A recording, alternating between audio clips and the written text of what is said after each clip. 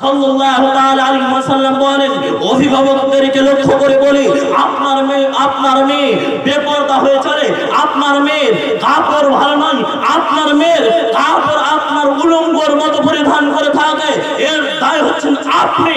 আপনার মেয়ে এখন রাস্তাতে ঘুরে, এখন আপনার মেয়ে রাস্তাতে যাতায়াত করে, এর জন্য দায় হচ্ছেন আপনি। আপনার বিবাহতে ভুল রয়েছে, আপনার বিবাহের সময় ভুল রয়েছে, আপনার বিবাহ ঠিক হয়নি, এর কারণে আপনার মেয়ে বেহায়া, এর কারণে আপনার স্ত্রী পরপুরুষের সাথে কথাবার্তা বলে, এর কারণে আপনার মেয়ে লোকের সামনে এলোমেলো ভাবে হয়ে চলে, এর কারণে আপনার স্ত্রী পাশে বাড়ির দুলা ভাইয়ের সাথে, পাশে বাড়ির ভাইয়ের সাথে আপনার স্ত্রীর সম্পর্ক রয়েছে, এর কারণে আপনার স্ত্রী পরপুরুষের সাথে কথাবার্তা বলে। আপনার বিবাহতে 4টি ভুল হয়েছে।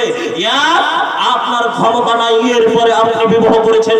ক্ষমতা না থাকলে বিবাহ করা বৈধ নয়, ক্ষমতা থাকতে হয় বিবাহের জন্য। ও যুবক, আপনাকে আমি বলে যাই, আল্লাহর নবী বলছেন ক্ষমতা থাকলে তোমরা বিবাহ করো, নচেৎ তোমাদের জন্য বিবাহ বৈধ নয়। আল্লাহর নবী বলেন, ইয়া মাসারাস সাবাব মান ইসতাতা মিনকুমুল বাত ফালিয়াতাজাওয়াজ। ও যুবকেরা দলেরা, তোমরা বিবাহ করো, বাত থাকলে, ক্ষমতা থাকলে তোমরা বিবাহ করো, নচেৎ তোমাদের জন্য বিবাহ বৈধ নয়। সম্মানিত উপস্থিতি, আপনার মেয়ে যে এখন রাস্তাতে চলাচল করছে, আপনার কি ক্ষমতা আছে বলে মনে হয়? আপনার মেয়ে যে এখন রাস্তাতে ঘোরাফেরা করছে বেহাইয়াপনা হয়ে, আপনার মেয়ে যে বেপরদা হয়ে রাস্তাতে এখন চলাচল করছে, আপনার ক্ষমতা আছে বলে কি মনে হয়? আপনি তো কাপুরুষের বাচ্চা কাপুরুষ, আপনাকে আমি পুরুষ মনে করি না। সম্মানিত উপস্থিতি, কারণ যদি আপনি পুরুষ হতেন তাহলে বাড়ি থেকে আসার সময় আপনি বলে আসতেন, ও বেটি শুনে দেখো, ও আমার আম্মু, আপনার বেটিকে আপনি আদর করে বললেন, ও আমার বেটি শুনে দেখো, যখন তুমি বাড়ি থেকে বের হবে পর্দা নিয়ে একটি তুমি ওড়না উপরে ঝুলিয়ে নিবে। কারণ আল্লাহর নবী বলছেন, আল্লাহ তাবারক ওয়া তাআলা বলছেন, যখন তোমরা বাড়ি থেকে বের হবে পর্দার সহিত বের হবে। তবে সম্মানিত উপস্থিতি, আপনাকে বলি, আপনি কি এর উপদেশ দিয়ে এসেছেন? আপনি কি দিয়ে এসেছেন? আপনি কি কখনো বলেন আপনার স্ত্রীকে, কখনো আপনি বলে এসেছেন, কেউ আমার স্ত্রী, আমি যখন বাড়ি থেকে বাইরে বের হব তখন তুমি তরকারিওয়ালার সাথে তরকারি নিবে না, যদি নিতে হয় তাহলে পর্দা থেকে নিবে, এর কি উপদেশ দিয়েছেন? সম্মানিত উপস্থিতি, এর কারণে আপনাকে বললাম, আল্লাহ রাসূল ক্ষমতা না থাকলে বিবাহ করতে নিষেধ করেছেন। আপনার বিবাহই বৈধ নয়, বিবাহ করার জন্য ক্ষমতা একান্ত জরুরি, বিবাহ করতে গেলে ক্ষমতা একান্ত জরুরি। আপনার ক্ষমতা নাই বুঝাই এর কারণে আপনি আপনার স্ত্রীকে পর্দার আড়ালে রাখতে পারেননি, আপনার ক্ষমতা নাই এর কারণে আপনার মেয়ে বেহায়াপনা হয়ে চলে, আপনার ক্ষমতা নাই এর কারণে আপনার মেয়ে লোকের সাথে কথাবার্তা বলে, আপনার ক্ষমতা নাই বলে আপনার মেয়ে বেপরদা হয়ে এখন রাস্তাতে চলছে। প্রিয় উপস্থিতি, আপনাকে কি দিয়ে বুঝায় আপনার ক্ষমতা নাই? সম্মানিত উপস্থিতি, দ্বিতীয় নম্বর আমাদের যেটি ভুল হচ্ছে, এই যে মেয়েকে আল্লাহর নবী বিবাহ করতে বলেছেন সেই মেয়েকে আমাদের বিবাহ করা হয়নি। যে মেয়েকে আল্লাহর নবী বিবাহ করতে বলেছেন সে মেয়েকে বিবাহ করা হয়নি। আপনাকে বললাম 4টি ভুল রয়েছে। দ্বিতীয় নম্বর হচ্ছে, যে মেয়েকে বিবাহ করতে আল্লাহ রাসূল বলেছেন সেই মেয়েকে বিবাহ করা হয়নি। আল্লাহ রাসূল বলেন, তুনকাহুল মারাতু লিআরবাঈন, মেয়েদেরকে বিবাহ করা হয় 4টি জিনিস দেখে, লিমালিহা ওয়া লিহাসাবিহা ওয়া লিজামালিহা ওয়া লিদীনিহা ফাযফার বিযাতিদ দ্বীন। আল্লাহর নবী বলেন, মেয়েদেরকে 4টি জিনিস দেখে বিবাহ করা হয়। এক, তার ধন সম্পদ দেখে, 2 তার বংশধর দেখে, 3 তার সুন্দরতা দেখে, 4 তার ধার্মিকতা দেখে। আল্লাহর নবী বলছেন, ফাযফার বিযাতিদ দ্বীন, তোমরা দিনদার মহিলাদেরকে প্রাধান্য দাও, তাদেরকে তোমরা বিবাহ করো। প্রিয় উপস্থিতি, আপনাকে বলি, আল্লাহর নবী যে আদেশটি করেছেন সেই অনুযায়ী আপনার বিবাহ হয়নি, কোথায় ঠিক? আপনার যদি সেই অনুযায়ী বিবাহ হতো তাহলে আপনার মেয়ে এখন বেহায়াপনা হয়ে ঘুরে বেড়াতো না। আপনার বিবাহতেই ভুল, আপনার বিবাহতেই ভুল। এর কারণে আপনার স্ত্রী পরপুরুষের সাথে কথা বলে, আপনার মেয়ে পর্যন্ত পরপুরুষের সাথে কথা বলে। আমি আপনাকে বলে যাই, আমি সামিরুল ইসলাম আপনাকে বলছি, আপনার বিবাহতেই ভুল। এর কারণে আপনার মেয়ে বেহাইয়াপনা হয়ে ঘুরে বেড়ায়। সম্মানিত উপস্থিতি, আজকে আমরা বিবাহ করেছি সুন্দর দেখে, আমরা অতি সুন্দরী মেয়েদেরকে বিবাহ করি। যুবকদেরকে আমি লক্ষ্য করে বলি, ও যুবক ভাই, যখন তুমি বিবাহ করবে দিনদার মহিলাদেরকে, দিনওয়ালা মহিলাদেরকে তোমরা বিবাহ করো। কারণ দিনদার মহিলাদেরকে বিবাহ করলে ইহকালে তোমার সাকসেসফুল, পরকালে সাকসেসফুল হবে, এ কথাই নিশ্চিত। আপনাকে বলে যাই, আপনি সুন্দরী মহিলাকে বিবাহ করেছেন, আপনার সুন্দরী মহিলা আপনাকে দেখে সন্তুষ্ট হতে পারেনি, আপনার সুন্দরী মেয়ে আপনাকে দেখে যথেষ্ট মনে করে না। আপনাকে যথেষ্ট না মনে করার কারণে পাশে বাড়ির ভাইয়ের সাথে আপনার স্ত্রী কথাবার্তা বলে, রাস্তার তরকারিওয়ালার সাথে কথাবার্তা বলে, রাস্তায় যতগুলো লোক যায় সকলকে আপনার স্ত্রী দেখে, আপনাকে পুরুষই ভাবে না। আপনাকে যদি পুরুষ ভাবতো পর পুরুষের সাথে কথা বলতো না, আপনাকে যদি পুরুষ ভাবতো তাহলে পর পুরুষের সাথে কথা বলতো না, আপনাকে যদি যথেষ্ট ভাবতো তাহলে পর পুরুষের কাছে যেত না। এ কথায় চূড়ান্ত আপনাকে পুরুষই ভাবে না। আপনাকে যদি পুরুষ ভাবে তাহলে আপনাকে যথেষ্ট মনে করে না।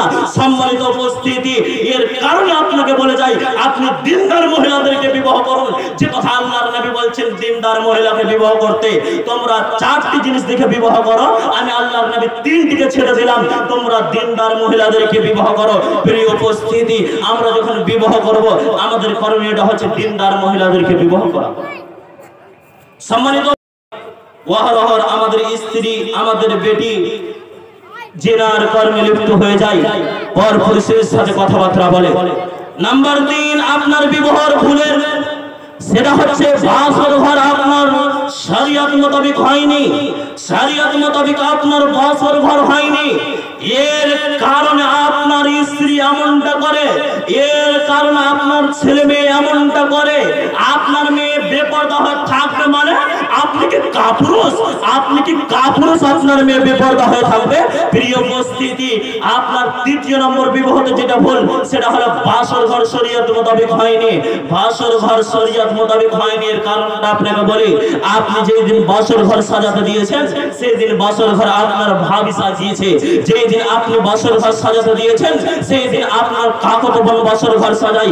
আপনি যেই দিন বাসর ঘর সাজাতে দিয়েছেন সেই দিন আপনার খালাতো বোন বাসর ঘর সাজায়। বাসর ঘর সূচনা দিয়েছে না, তবে আপনার মেয়ে কি করে ঠিক হতে পারে? আপনার স্ত্রী কেমন ভাবে ঠিক হতে পারে?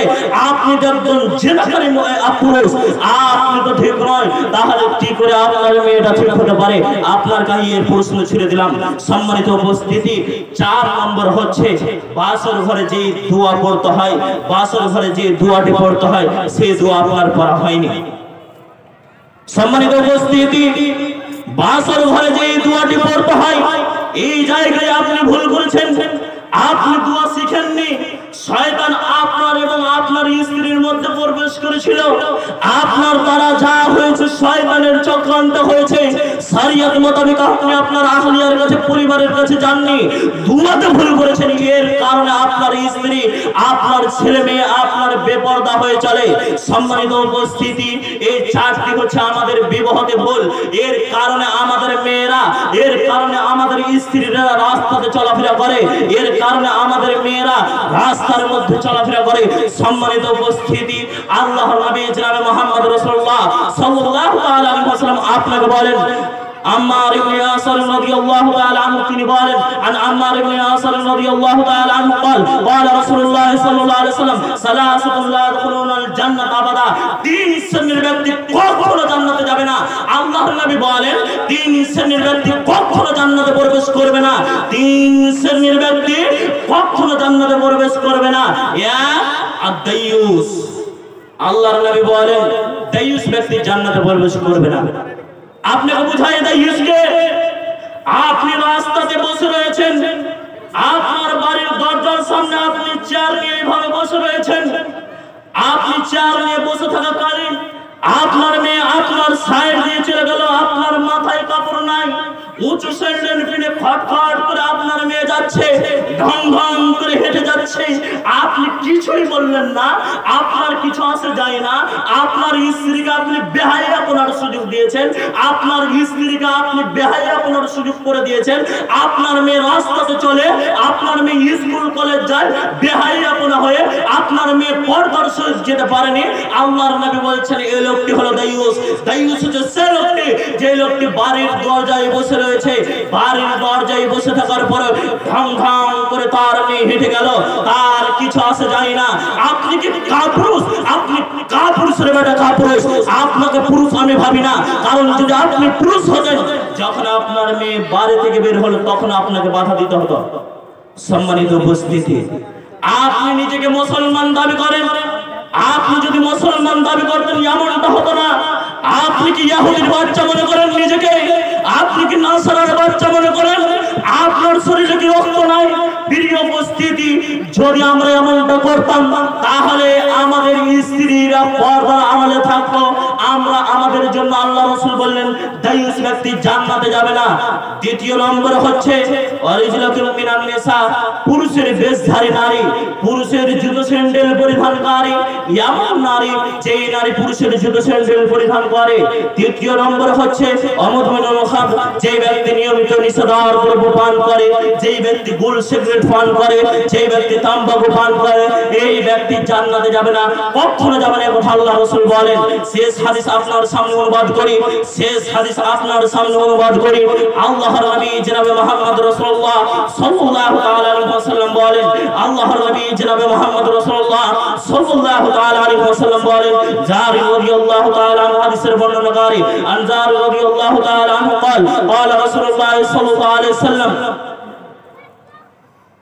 قال رسول الله صلى الله عليه وسلم আর জারি রাদিয়াল্লাহু তাআলা আনহু তিনি বলছেন, আমি একদা আল্লাহর নবীকে বললাম, একদা আল্লাহর নবীকে বললাম আন-নাজরাতুল ফাজআত ইয়া রাসূলুল্লাহ, ওগো আল্লাহর নবী, বেগানা নারী যদি আমার দৃষ্টির সামনে এসে উপনীত হয়, উপস্থিত হয়, তাহলে আমার করণীয়টা কি?